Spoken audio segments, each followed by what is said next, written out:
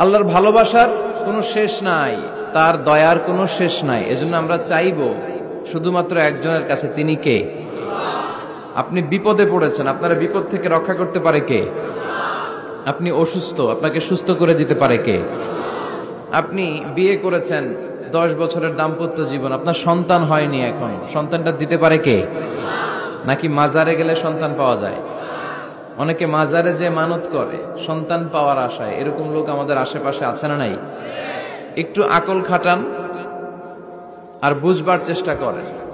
মাজারে গেলে যদি সন্তান হতো, তাহলে গরুর যে বাচ্চা হয়, ছাগলের যে বাচ্চা হয়, ছাগল কোন মাজারে যায়? গরুর যে বাচ্চা হইল, গরু কোন মাজারে যে বাচ্চা পেল? কথা বুঝতে পেরেছেন? তার মানে কোন মাজার থেকে সন্তান পাওয়া যায় না, কোন বাবার দরবারে গেলে সন্তান পাওয়া যায় না। কেউ কাউরে কিছু করে দিতে পারে না, করে দিতে পারে একজন, তিনি কে?